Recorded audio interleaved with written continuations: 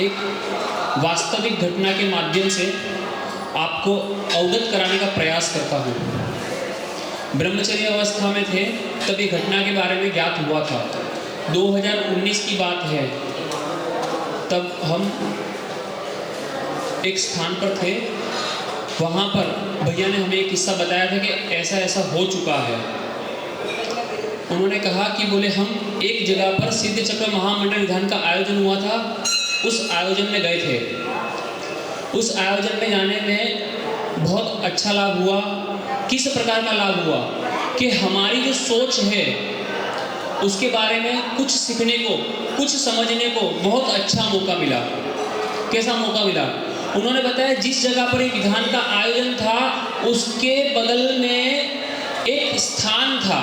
वो स्थान कौन सा था? जहाँ पर मंद बुद्धि के बालक, विकलांग किस्म के, जिनकी बुद्धि की कमी है, क्षयोपशम कम है थोड़ा सा, उन बालकों को पढ़ाया लिखाया जाता था। तो बोले पूर्णमासी के दिन सिद्ध चक्र विधान के 1024 अर्घों का समापन हुआ और अगले दिन बड़ी होली का दिन था।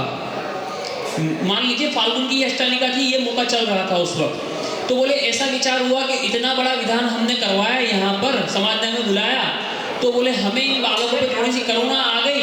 तो बोले हमने ऐसा प्रोग्राम रख लिया कि बालकों के लिए, हम बोले भैया मारवाड़ी थे, तो कहा कि दाल बाटी और चूरमा बना के उन बालकों के लिए दिया जाए अगले दिन भोजन में। तो संस्था वालों से कहा कि होली के अगले दिन, धुलेटी के दिन जो भोजन होगा वो हम तैयार करवा के लाएंगे। आप तो हमें बताइए कितने बालक हैं?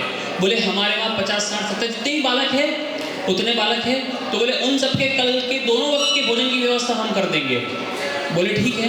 तो भैया तो अपनी तरफ से बहुत सारी दाल बाटी चूरमा सब बना के ले गए। बोले उनको भी खिलाएंगे और थोड़ा शुद्धि में अपने लिए भी ले गए। वहीं पर बैठकर बच्चों के सामने ही बैठकर खुद भी भोजन कर लेंगे। भैया ने सोचा ताकि बच्चों को एक वात्सल्य सा दिखेगा, भैया ने भी वहाँ भोजन कर लिया और हमें भी करवा दिया साथ में बिठाकर। सब निश्चित हो गया। अगले दिन सुबह सुबह वो सारा सामान लेकर पहुंचे वहाँ पर और खुद ने भी भोजन की तैयारी करी और पहले बच्चों को भी उन्होंने भोजन अपने हाथ से परोस दिया कि सारे बच्चों को मैं अपने हाथ से भोजन परोस दूँ, उसके बाद मैं भोजन करूँगा। उन्होंने भोजन परसा और बच्चों ने खाना शुरू किया। कुछ देर बाद ऐसा हुआ, कुछ बच्चों ने थोड़ा सा विकास करके उन्होंने कहा बस हमारा हो गया, अब हमें नहीं खाना। और कुछ बच्चे जो थे उन्हें थोड़ा सा खाने का होश नहीं रहा। भोजन स्वादिष्ट था, मिष्ट था, घी से भरपूर था, अच्छा था। तो उन बच्चों को खाने का थोड़ा सा विकास, बुद्धि का जो विकास था क्षयोपशम कम होने की वजह से, मन बुद्धि शब्द का प्रयोग ना करके मैं ये कहूँ उनके बुद्धि का विकास कम होने की वजह से, समझ कम होने की वजह से, विचार शक्ति कम, अपने शरीर के प्रति, अपने स्वास्थ्य के प्रति भी विचार शक्ति कम होने की वजह से उन्होंने उस भोजन का सेवन पेट भरने के बाद भी बंद नहीं किया। और एक समय ऐसा आया कि भोजन करते करते ही कुछ बालकों ने उनकी थालियों में ही वमन कर दिया। उनकी थालियों में ही वमन कर दिया। अब एक त्यागी व्यक्ति भोजन कर रहे तो उसके सामने वमन हो जाए तो अंतराय है। तो भैया तो अंतराय करके मतलब मान के खड़े हो गए। अब हुआ ऐसा कि वमन हो गया। भैया ने कहा कोई बात नहीं, कर लिया, बच्चे हैं, हो सकता है कभी ऐसी स्थिति बन सकती है, कोई बात नहीं, आप बच्चों को ले जाइए, साफ करें। लेकिन अब क्या होता है, एक बहुत खतरनाक किस्सा सामने आता है। ज्यादातर बच्चे तो खड़े हो गए पर एक बालक ऐसा था वो वहीं बैठा रहा और उसने फिर वही वमन खाना शुरू किया। उसने फिर वही वमन खाना शुरू कर दिया।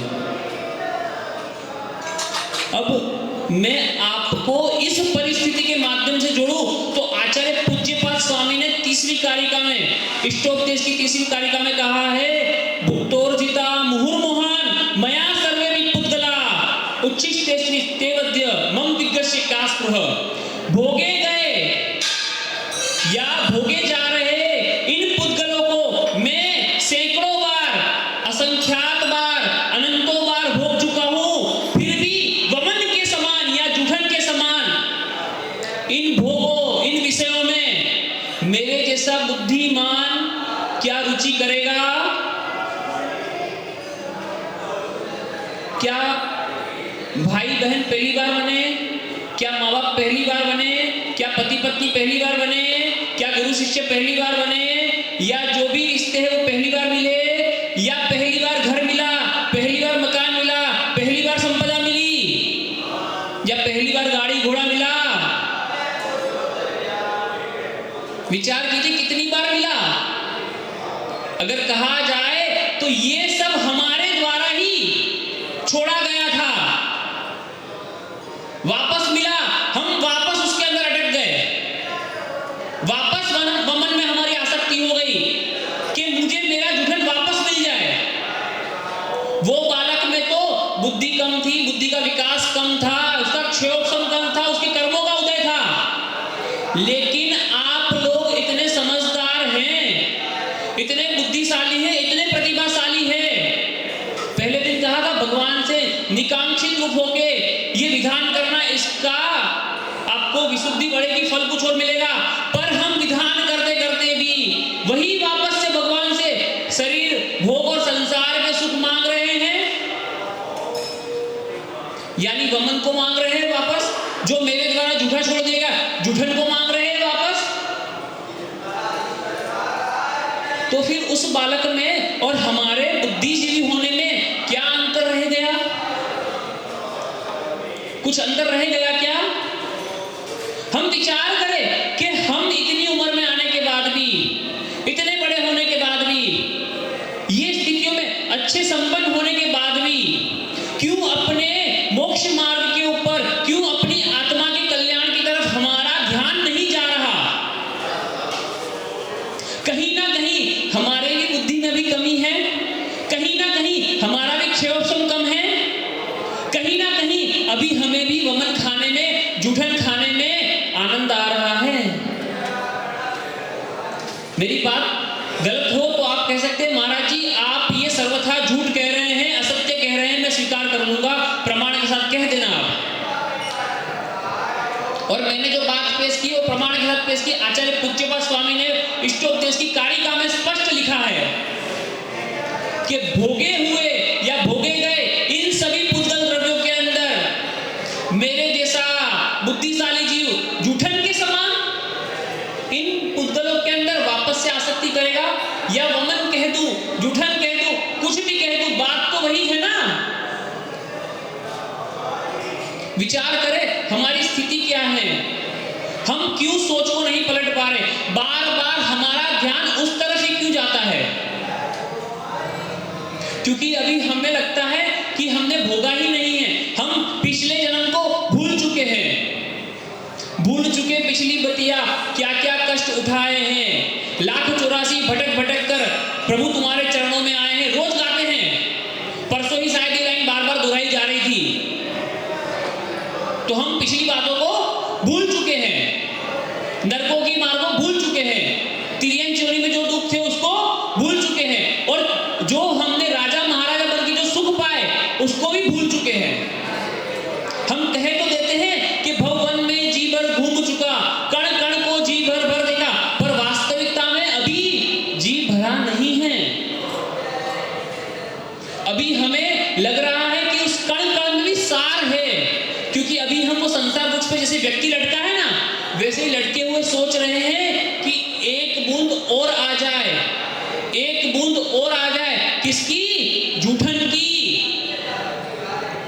वमन की, एक बूंद और आ जाए।